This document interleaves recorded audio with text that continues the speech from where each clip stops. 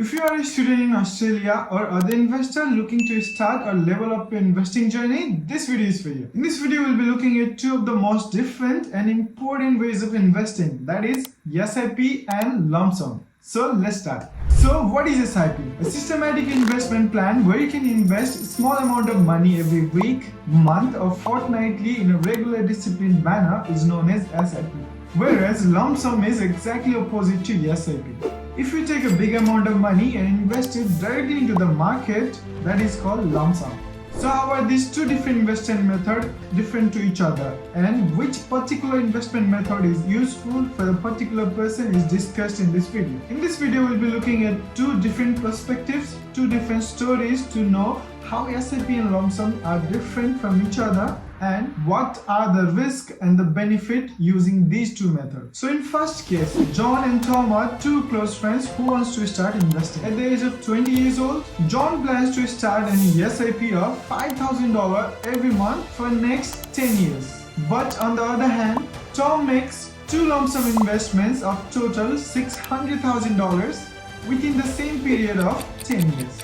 Both chooses to invest in Vanguard Australian Shares Index Fund ETF. After 10 years, John and Tom meet again and discuss about the growth and the return rate on their investment. In the first case, Tom's lump sum investment of $600,000 grown up to a total of $1,200,000 because he invested $300,000 and $300,000 in two different times. Whenever he saw the stock was going up, he invested his $300,000 each time. So in 10 years, he made a 7.18% return. But John, on the other hand, who did an SIP of $5,000 every month for the last 10 years, made a total investment of $600,000, which was exactly equal to that of Tom's.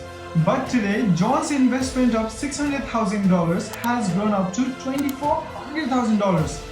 Because despite of all the situations, despite of the market's fluctuation, John kept investing regularly in the SIP. Over the time, his investment got time diversified, so he got a better return rate of around 14.5%. After looking at this story, you might find John's investment of SIP is far better than doing Tom's lump sum. Basically, SIP might be better than lump sum, but wait.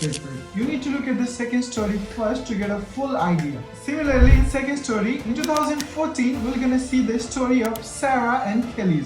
Sarah and Kelly are also close friends who wants to start investing at the young years of 18 years old so that they can be financially secure. Sarah loved the concept of SIP, so she decided to invest $5,000 regularly for the next 5 years. But Kelly felt doing SIP every single time is a hassle, so she did not like the concept of SIP.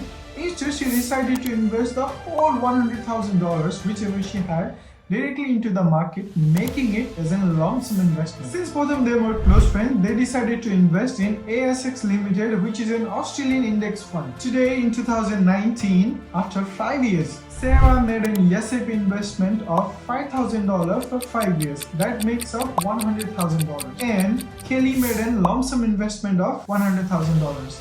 And after 5 years, when they are looking at their portfolios with a return rate, Sarah's $100,000 has grown up to $200,000 at the return rate of 14.87%. Because in 2014, 15 and 16, ASX Limited had a really low growth rate.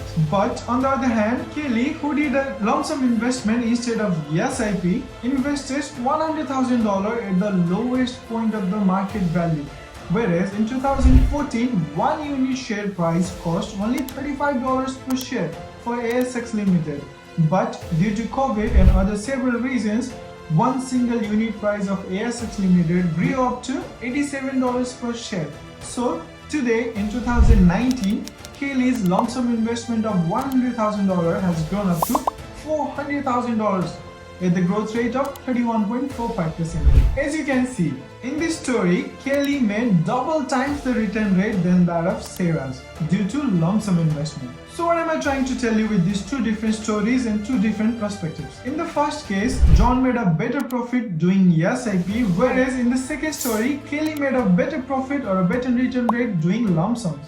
Lump sums are risky because investing on the right time, at the right place, on the right stock can give us huge returns from lump sums. But if not on the right time and the right place, there is a huge chance that you're gonna lose a lot of money doing lump sums. But the SIP in both cases gave a really decent return rate, but they are actually financially secure. Actually, the reality is SIP and lump sum are the best ways of investing your money in the stock market. But over the time, which stock will perform better, or what is the perfect time for better investment cannot be predicted by anyone. By using proper financial knowledge, stock analysis skills, you can make profit by using both of the ways of investing. As a beginner, you should always start with investing a small amount of money in SIP, and once you have proper financial knowledge and your stock analysis skills is really higher and good enough, then you can start to invest in lump sums and also start dealing in individual stocks. My personal opinion is, firstly, analyze your situation. If you are a free person and you want to take more risks, you can start dealing in individual stocks or lump sum investment. But if you are not able to take risks, start doing SIP in mutual fund or index fund or ETFs. By this video and channel, we're trying to reach every youth and student in Australia who wants to know, to teach and spread the reality,